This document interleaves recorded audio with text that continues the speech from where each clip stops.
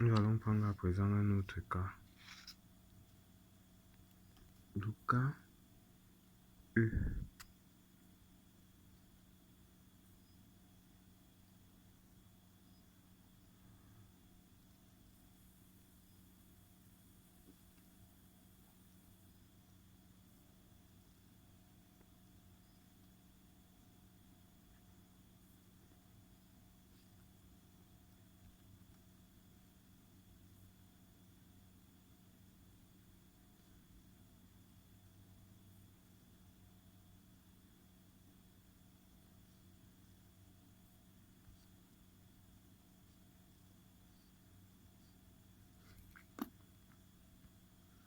Nous avons ici la distance R1, R2, R3 et là R4.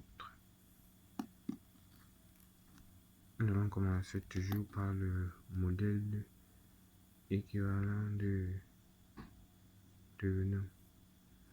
Donc déterminer E devenant et R devenant. La méthode ne change pas. L'objectif ne change pas, mais la méthode peut changer en fonction du schéma. Bon, nous allons commencer par R devenant comme d'habitude, qui est la distance équivalente du circuit lorsque toutes les sources de puissance sont éteintes. Ici, on a juste cette source de puissance ici. Et éteindre une source de tension revient à la remplacer par un fil. Donc, on remplace par le fil. On obtient ceci.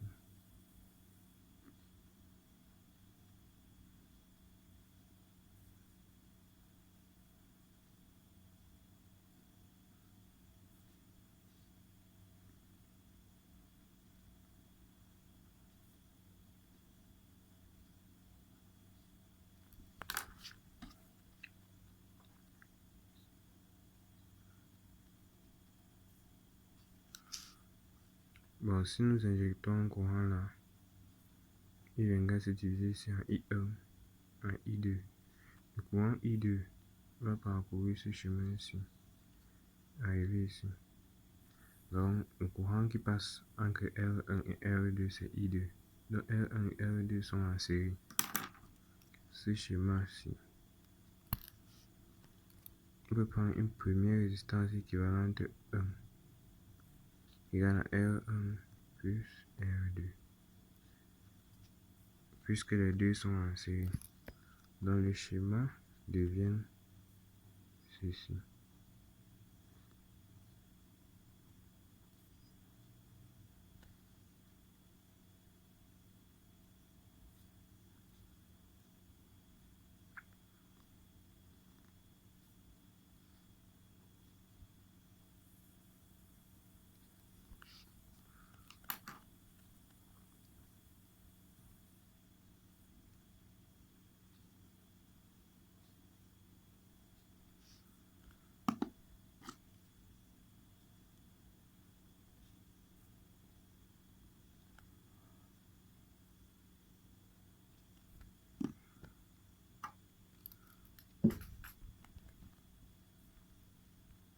Sur ce nœud-ci, B, on a au nœud B, on a I égale à I2, I1 plus I2. Les deux branches ici sont directement liées par les extrémités. Ils sont parcourus par des courants différents, donc ils sont en parallèle. Ça peut se vérifier en lançant juste la maille ici.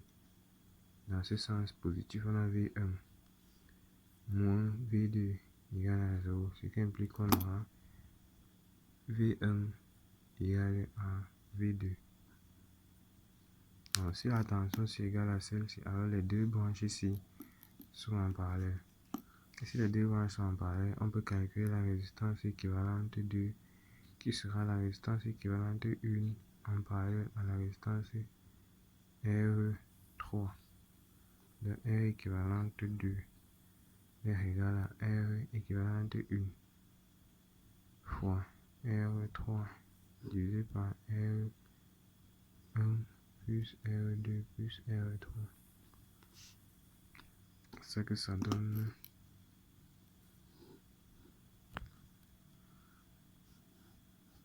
Donc ceci c'est calculé progressivement.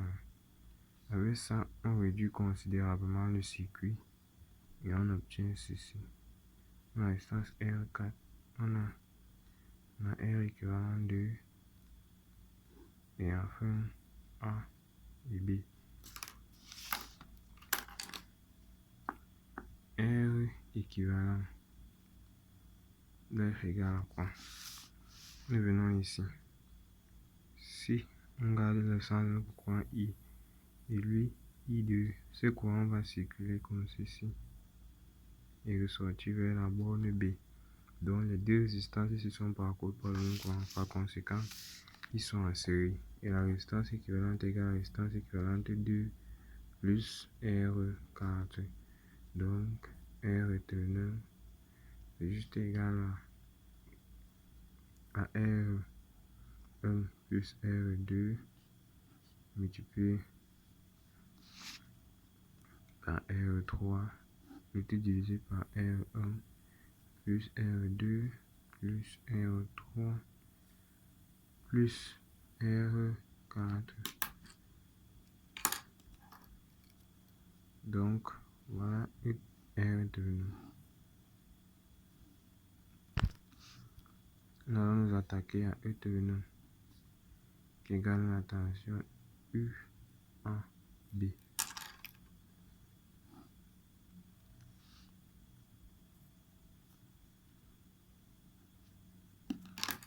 On va faire le schéma là.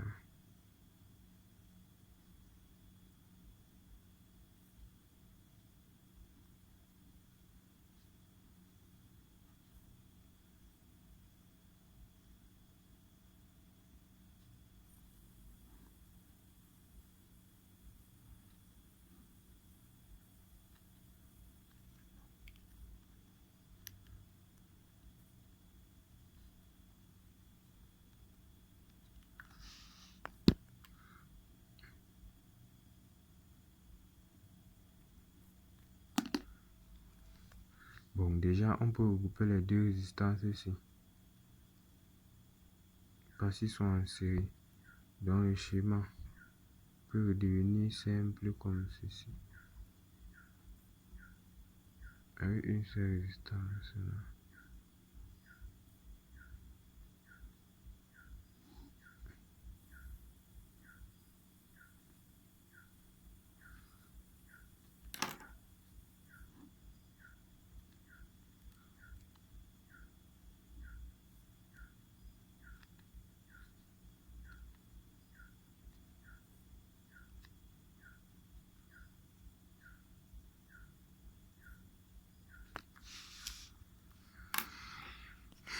Maintenant, la source de tension E va imposer le sens d'un courant maintenant.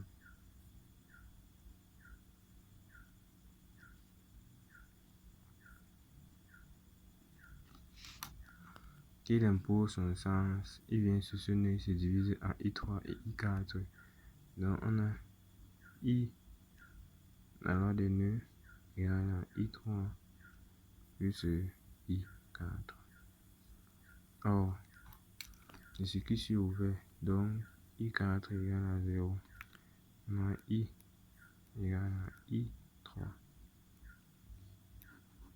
On a deux, parce que le I là, c'est lui ici.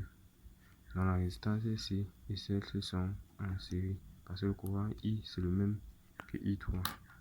Donc on a R1 plus R2 en série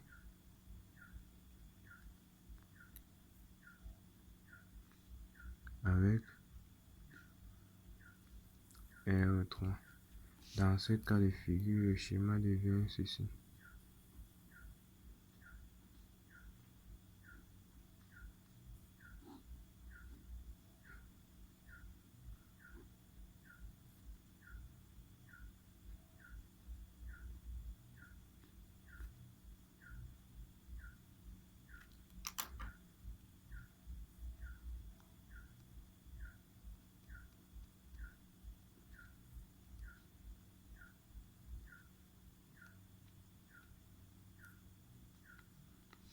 Dans ce cas de figure, nous voyons directement que U de AB est égal à la tension V3 parce que la branche ici est en parallèle avec celle-ci. La branche ici est en parallèle avec celle-ci, c'est-à-dire que la tension V3 est égale à U de V9. Maintenant, pour trouver V3, il y a tellement de méthodes pour trouver V3. Soit tu utilises le diviseur de tension, soit la loi d'Ohm, soit tu lances la maille. Nous allons utiliser le diviseur de tension. Ça veut dire que V3 égale à quoi? Tension d'alimentation U fois la résistance concernée R3 divisé par la somme des résistances du circuit R1 plus R2 plus R3.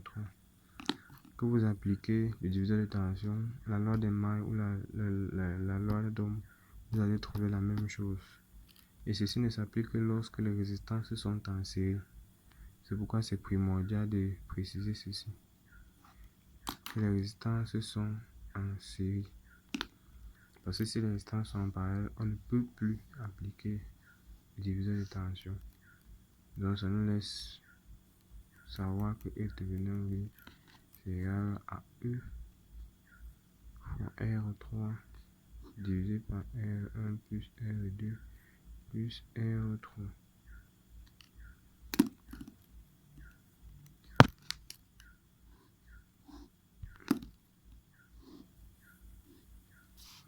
Avec E devenant et R devenant, on peut facilement tracer le modèle équivalent, le modèle générateur de devenant